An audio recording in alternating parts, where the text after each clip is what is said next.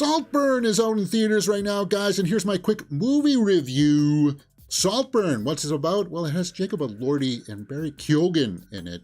The synopsis reads, a student at Oxford University finds himself drawn into the world of a charming and aristocratic classmate who invites him to his eccentric family's sprawling estate for a summer never to be forgotten. And that sprawling estate is called Saltburn. So the estate is called Saltburn. Barry Keoghan is the student who gets invited there. Jacob Elordia is the guy that invites him there. I gotta tell you, did I like this movie or not? I'm kind of in the middle. I don't know if I liked it. I appreciated certain aspects about it, like the cinematography. Now, this movie did have a different aspect ratio, which I think lended itself to show like the expanse of the manor, but I don't, this is just a directing choice. It was beautifully shot. Jacob Elordia and Barry Keoghan are the standouts here. And oddly enough, for me, the other standout was Rosamund Pike. She was really fantastic in this. They played a great job of being like that rich class, kind of eccentric, kind of, they like to look down at other classes and make fun of them, or like look at pop culture and go, ha ha ha ha, ha, oh my, kind of thing. Oh my, yeah. So like acting wise, it was really well done. Who else was in this? Archie Madekwe. We just saw him in Gran Turismo. He was good in it. And then the father figure was Richard E. Grant, which for some reason is not being listed here. And he did a good job too, kind of playing that kind of, again, frivolous, I guess, well, he's the father of the manor. So it's kind of like, uppity kind of eccentric rich person that likes to, look down his nose. Not really, though. Actually, Richard E. Grant did a good job. Yeah, so there's like debauchery going on there. If you've seen the trailers for this, it's kind of, he gets invited there and then things start to go weird. There's going to be a certain point in the movie where you're like, well, where's this all going? What's happening here? And then you realize, okay, is he in love with Jacob Elordia's character or not? Because he seems to be playing both sides of the fence here. So if you're trying to look at it from like a love story angle, that's not really what this is about. It's kind of like obsession. Like they're obsessed with him because he comes from a lower class, and he's obsessed with them because they're rich and they have privilege, right? So it's kind of like they're playing off of that back and forth. And I think it achieves that fairly well. And it kind of does something towards the end where it's kind of like, I don't know if it's going to land with everybody. But let's go over to the early score sheet and take a look at where I would start to rank this. Acting, directing, and story are out of a possible 2 points each. The acting, as I said, from Barry and Jacob was good. And then I guess Richard E. Grant and even Archie Madekwe did well. So I'll give acting a full 2 points. Directing, as I said, stylistic choices. There were some pacing issues in here, though.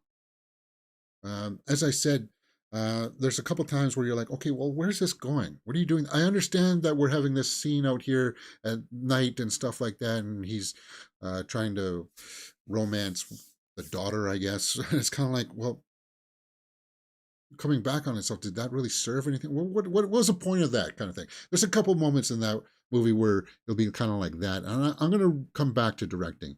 Story-wise, this story's not going to be for everybody. It does have an interesting premise, and it got me interested because of that premise. I wanted to see how he reacted going to this rich place.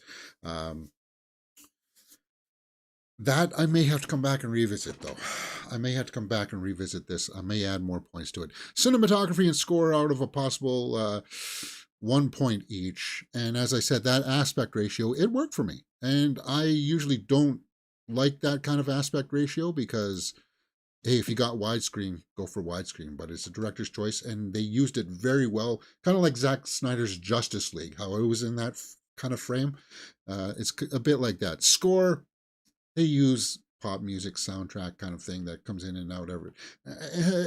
That may be a highlight for some people. It may be a real highlight for some people, but for me, it was kind of like everything else kind of, it served its purpose. So we're sitting at 5.5 as of right now for Saltburn. Let's go over to the tomato meter and see what other people are saying about this. See where it landed and resonated.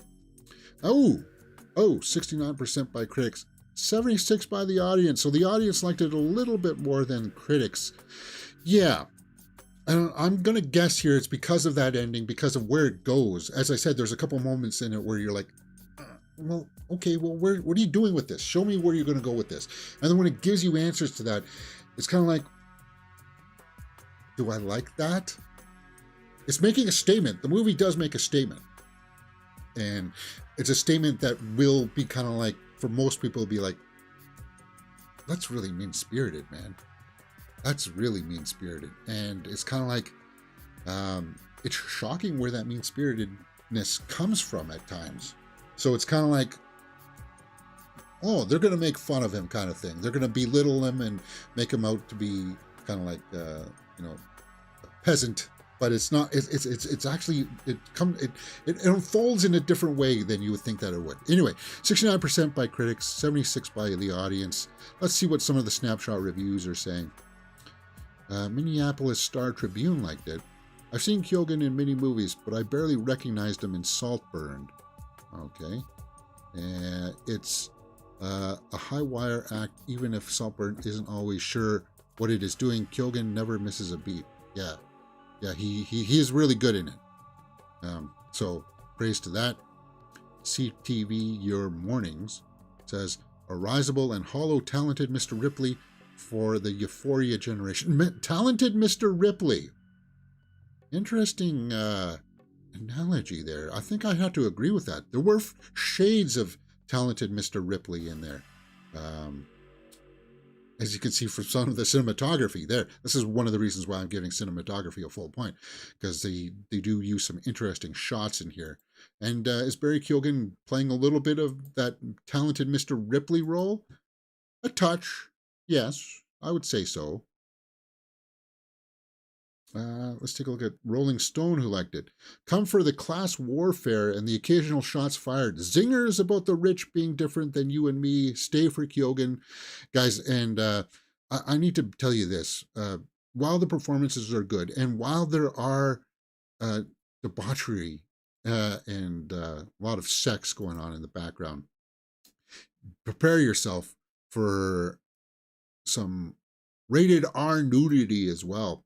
The full Monty is shown here a couple times, and if that's not your bag, then, just brace yourself, because they don't shy away from that kind of stuff here in Saltburn. I saw Perry Nemiroff's review, and she said that she went back and revisited this movie a couple times. This is like one of her favorites, and I don't understand why. I understand that it was well shot, well acted, but as I said, that message that they're trying to drive home here it's not going to sit well with everybody, and I'm just kind of like, I don't know which part of the movie she found so exhilarating, other than, like, I guess the set design.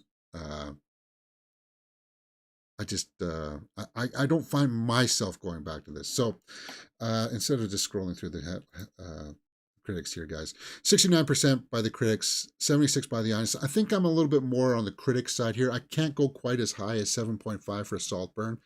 If you're a student of acting, then you'll want to check this out. If you're a student of cinematography, yeah, you'll want to check this out. But like, story-wise and thematically, I think it achieves what it is trying to do.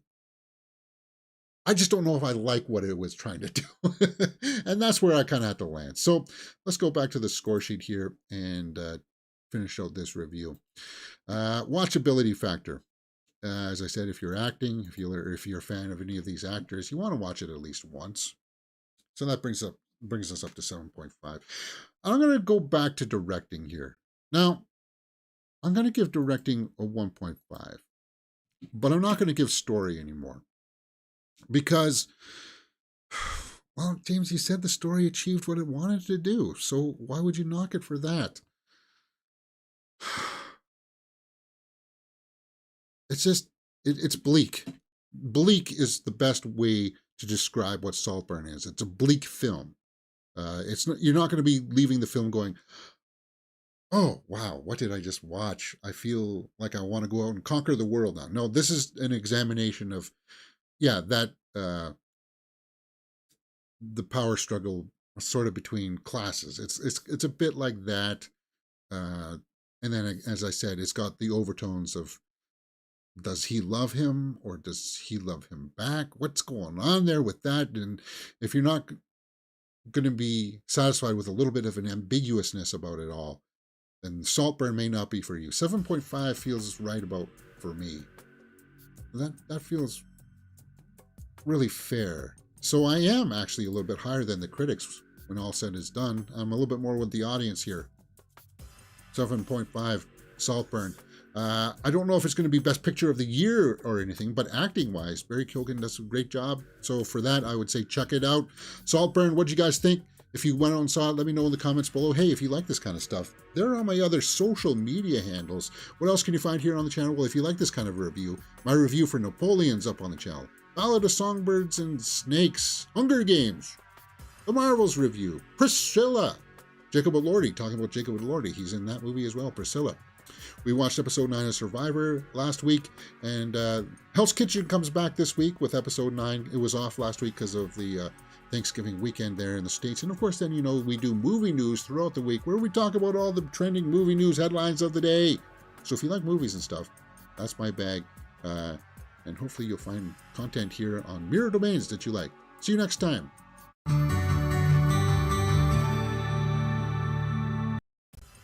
All right. Let's take some live comments here, and then we'll get back into the movie news headlines. Artglass in live chat says, I almost thought Saltburn was going to go down the Get Out storyline. Glad it has a bit more depth of characters. Yeah, it's mostly all about characters. The acting is good. And who do I forget to praise? I forgot to praise the girl in this who plays the daughter. Who is that? It's not Sadie Overall. Is it Sadie Overall? Is it Millie Kent? No. I really wish they organized this a little bit better. I do. Ewan Mitchell is in this. Yeah, I recognized him. He was in Game of Thrones. He was Aemond in Game of Thrones.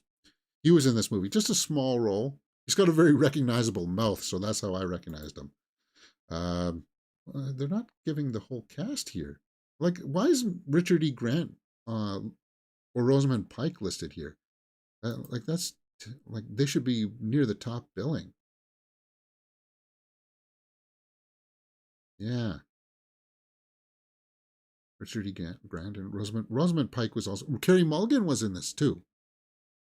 Poor dear Pamela. So see how they even made her name Poor Dear Pamela. Carey Mulligan is a great actress.